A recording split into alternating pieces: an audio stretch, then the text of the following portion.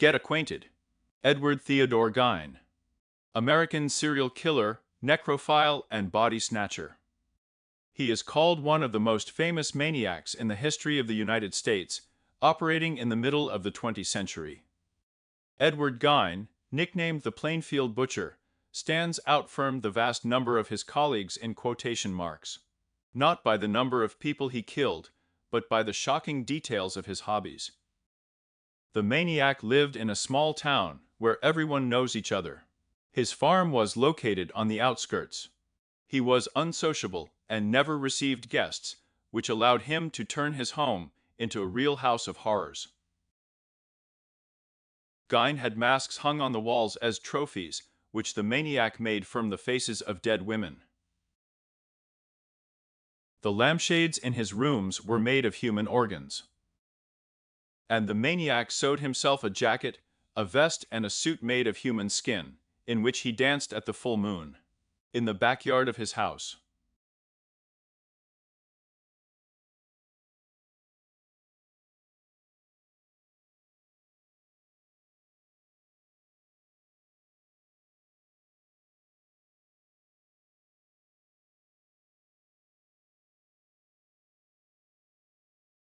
Ed Gein was born on August 27, 1906 year in La Crosse, Wisconsin. When the boy was 8 years old, his family moved to Plainfield. The main reason for the move was that Ed's mother, Augusta, was a very devout woman. She thought La Crosse was a hotbed of sinful life, and she didn't want Ed and his older brother Henry to grow up in this city.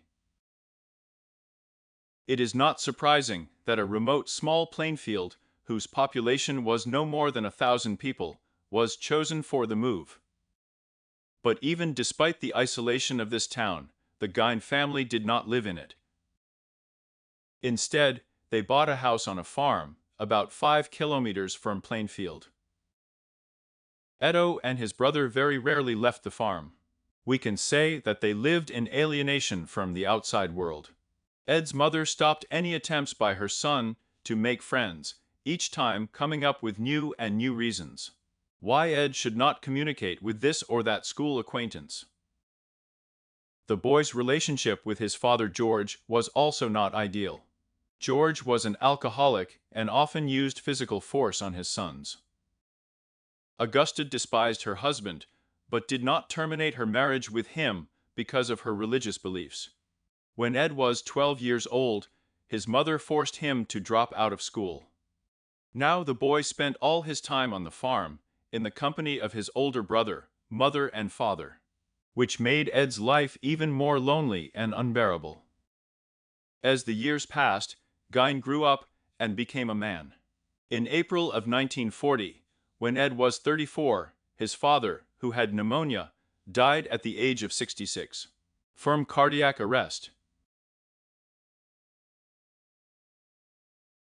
After that, in order to cover the living expenses, Ed and his brother Henry began to get out of the farm to the city more often. There they got by from one casual earnings to another. Ed very often worked as a babysitter for the neighborhood children. In 1941, his brother Henry began an affair with a divorced single mother. He was planning to move in with her and therefore seriously began to worry about his brother. Since the influence of their mother August on the 35-year-old Edward by this time was already incredibly strong. Henry, unlike Ed, had already gotten out from under his mother's authoritarianism. He often criticized her words and tried to convey to his brother that it was time for him to start an independent life, too. It is quite possible that Edward would have really succeeded, but soon something happened that turned the farmer into a sick maniac. May 16, 1944. On this day, Ed and Henry burned swamp vegetation on the territory of their farm. At some point, the fire got out of control and spread to a nearby barn. A fire brigade arrived at the farm, and the fire was extinguished. However, in the rush, no one noticed the disappearance of Henry, Edward's older brother. The search for the man lasted several hours and ended with the fact that Edward, August, and the sheriff and deputies found the corpse of Henry, who was lying face down on the ground. There was a bleeding wound on Henry's head. However, the official cause of death was called cardiac arrest. And the wound, according to the police, was received after the moment when Henry fell to the ground from cardiac arrest.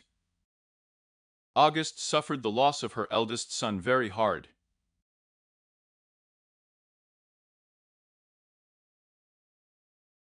Shortly after his death, she had a stroke and found herself bedridden. Ed took care of her around the clock and even spent nights in her bed from time to time. In 1945 year, Augusta recovered from her illness, but soon she had a new attack, which finally undermined her condition. And on December 20th of the same year, she died at the age of 67. The death of his mother was a turning point in Ed's life. Before that, he had lived all his life under the protection of his mother. She completely determined his actions, but now she is gone. Gein had never lived on his own before. And by the time of his mother's death, he remained a child in the body of an adult 40-year-old man. For the residents of the city, Edward was the man who was always ready to help others with their affairs for a small fee. He was friendly and strange, but this strangeness did not cause anyone alarm. He seemed like a funny simpleton, harmless. Looking into his incredibly kind eyes, no one could even guess what this man was really doing on his isolated farm. From the rest of the world. November 16, 1957 year. In the fall, the deer hunting season began in Plainfield, so most of the men of the town were in the woods. On this day, Edward Gein left his secluded farm and headed to the city to shop at the Orders. At that time, the store was owned by a 57-year-old woman, Bernice Warden. As a rule, she also worked behind the counter. A few weeks before that day, Ed visited this store. He didn't buy anything, but just tried to talk to Bernice. However, she was not interested in this, and Ed was already beginning to cause her some concern. On the morning of November 16th, Ed once again visited Bernice. He bought a canister of antifreeze from her, then took it to his car and returned back to the store. Then he asked Bernice to show him the rifle that was hanging near the window. And the moment she turned her back on him, Ed fired a bullet into the back of her head. He knew that the hunting season had begun, and his shot was unlikely to attract much attention, since shots were everywhere that day. Gein loaded Bernice's body into a car and took it to his farm. Only 6 hours after the incident, Bernice's son Frank returned from hunting and found that the store was empty. He was very surprised by this, since the door was not locked. But soon he saw a huge pool of blood on the floor near the window, and his surprise was replaced by wild horror. The man immediately contacted the police, and Edward Gein immediately became the #1 suspect on the police list. 2 things were said about his involvement in the disappearance of Bernice. The first is that he has been going to the store too often in recent days, which was a little disturbing for Bernice, who shared it with her son. But the most important thing is that in the notebook in which Bernice entered the goods sold, the last one listed was a can of antifreeze sold to Ed Gein, which meant that he was most likely the last person she had contact with before the disappearance. The police managed to find Ed having dinner in one of the neighboring houses. He was arrested and taken to the police station.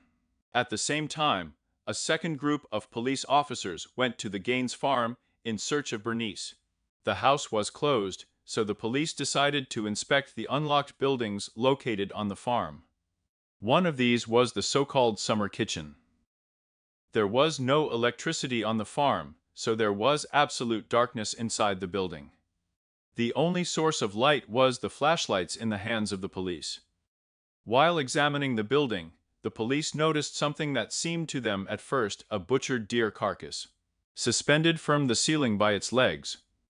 But when they managed to get a closer look at what they found, they realized with horror that it was the disemboweled body of Bernice Warden. Crime was a rarity in Plainfield, so it was not surprising that the local police, who were not used to this, were shocked.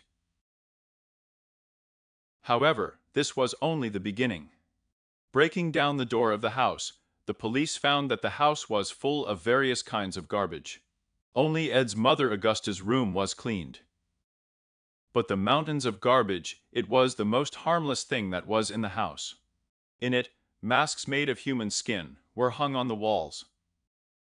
A whole wardrobe was found, made by an artisanal method from human skin.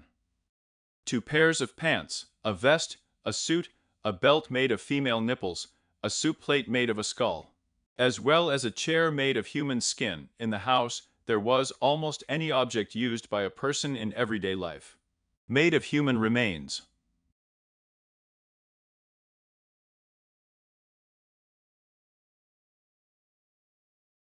But most of all, the police were struck by the chest, opening which, the police found 12 female heads. During the first 24 hours of his detention, Ed didn't say a word, he just kept silent. And later, he said he wanted apple pie. The officers realized that despite the fact that in front of them is an adult 50-year-old man, he thinks like a child. And they changed the approach to his interrogation. They fulfilled his request, thereby showing some kindness to him. In response, Ed told the police what they were interested in, about the things found in his house. How was it? After his mother's death, Ed was completely lost. Left completely alone, he began to read books on anatomy, stories about the atrocities of the fascists during World War II, various information about exhumation, and it very quickly began to excite his imagination. 2 years after his mother's death, Gein began visiting the cemetery where she was buried. He dug up graves and took away parts of human bodies from there. To some extent, he tried to resurrect his mother, as he was incredibly dependent on her. At night, Gein wore pants, a shirt, and a mask made of female skin. And he walked around the farm, imagining that he was Augusta, his dead mother.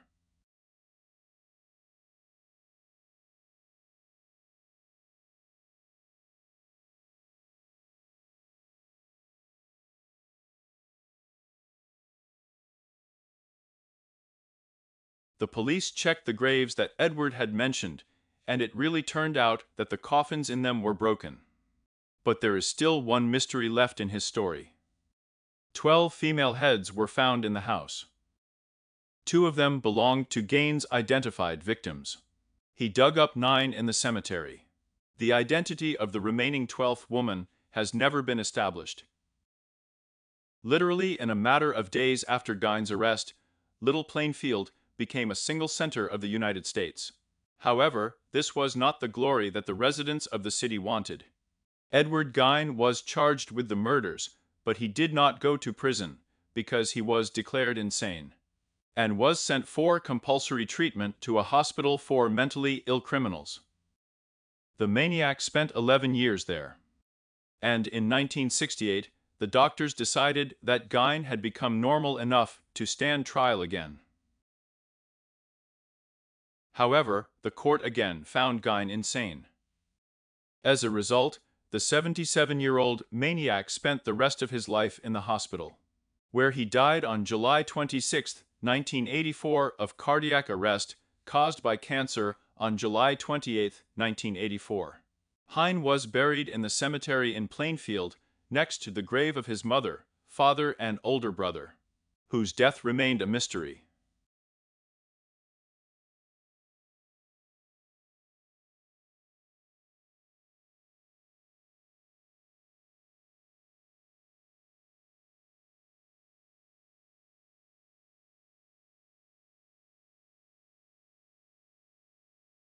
At the request of the public, a monument on the grave of Edward Gein was not installed, and the county authorities said they would not allow its installation in the future.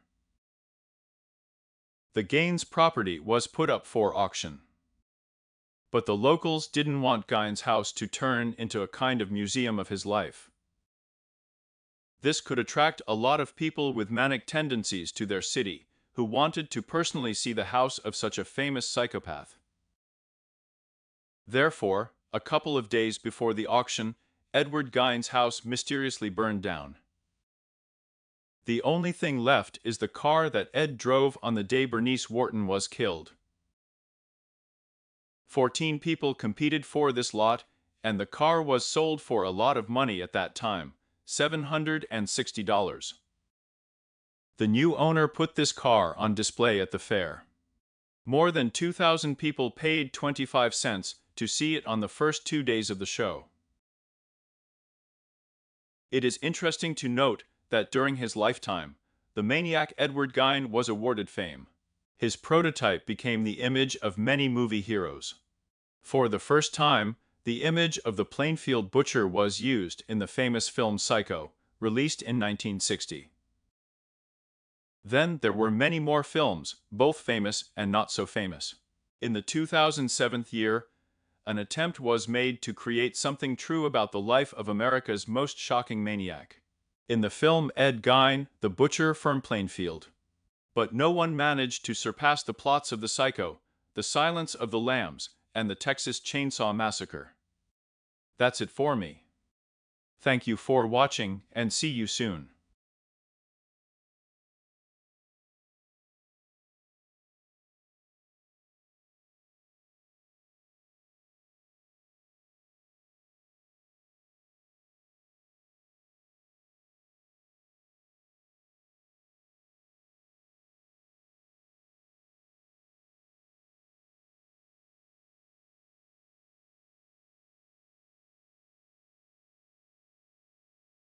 My mom was a saint.